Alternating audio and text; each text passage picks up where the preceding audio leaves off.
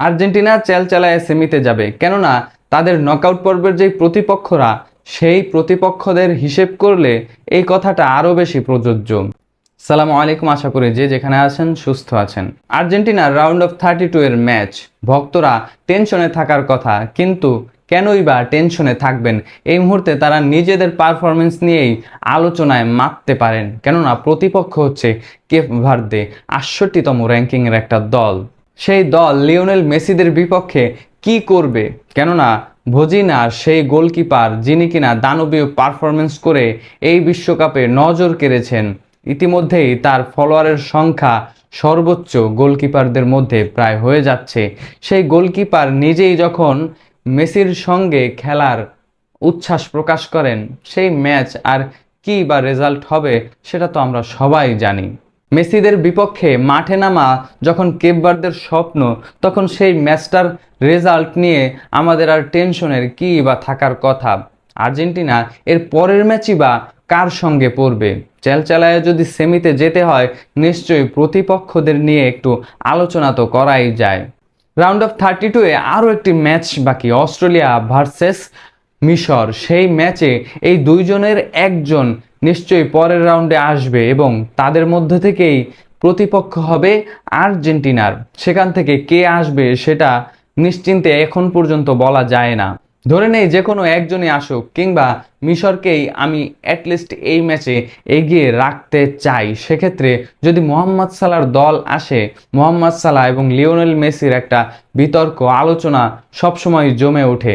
সেই আলোচনা সেই আবহত ম্যাচে আমরা দেখব, কিন্তু পুরো দলের পারফরমেন্সের বিবেচনায় মিশর কোথায়, কিংবা ডিফেন্ডিং চ্যাম্পিয়ন আর্জেন্টিনাই বা কোথায়? যদি র্যাঙ্কিংয়ের বিবেচনায়ও আসি, এই মুহূর্তে আর্জেন্টিনা 1 এবং 2-এ না ওঠানামা করছে।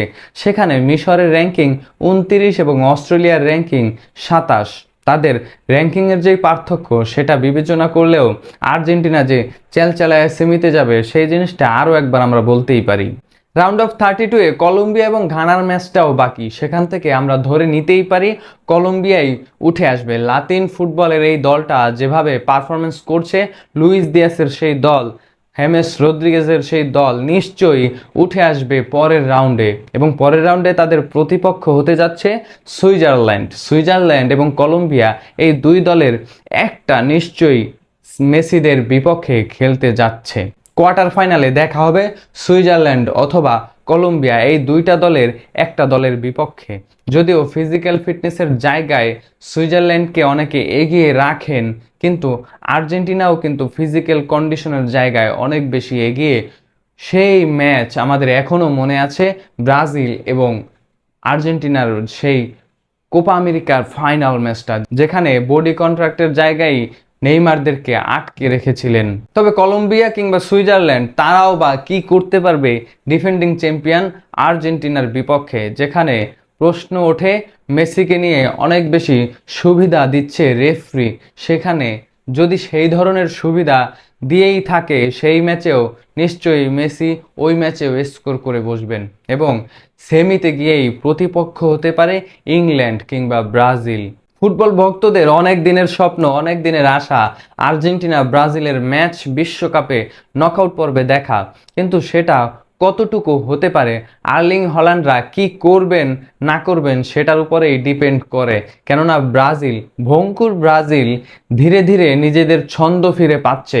নরওয়ে তাদেরকে কি আটকে ফেলবেন কিনা, সেই প্রশ্নটাও এখন অনেক ব্রাজিলিয়ান ফ্যানদের মুখে মুখে। তবে একপাশে যখন আর্জেন্টিনা সুর করে সেমি পর্যন্ত চলে যাবে, ঠিক অপর পাশে ব্রাজিলের কপালটা কেমন যেন ধুঁকতে ধুঁকতে তারা এই পর্যন্ত আসছে।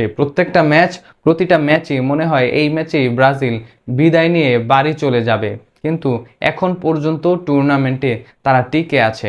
আর্জেন্টিনা ব্রাজিলের সেই ম্যাচ যদি আমরা দেখি, সেটা তো নিশ্চয়ই ফুটবল ভক্তদের জন্য স্বপ্নের। তবে সেমিতে গিয়েই সেই সম্ভাবনাটা জেগেছে। আর্জেন্টিনা তাহলে চেলচালায় সেমিতে অটোমেটিক চলে যাবে, সেই আলোচনাটা এখন আরো বেশি উল্লেখযোগ্য, গুরুত্বপূর্ণ। সেই আলোচনা আমরা করতেই পারি। তবে প্রশ্ন এখানে আরো একটা, আর্জেন্টিনা সেমি পর্যন্ত যেই সুবিধাটা পাচ্ছে, সেটা কি কোনো প্রি প্ল্যান ছিল কিনা? যদিও সেটা কোনো প্রি প্ল্যান ছিল না। পর্তুগাল যদি নিজেদের ব্যর্থতার কারণে গ্রুপ পর্বের রানার্স আপ না হতো, এই যে রাউন্ড অফ 32 কিংবা রাউন্ড অফ 16-এ পর্তুগালের সঙ্গেই দেখা হতো আর্জেন্টিনার। তবে ভাগ্যক্রমে আর্জেন্টিনা সেই সুবিধাটা পাচ্ছে এই টুর্নামেন্টে।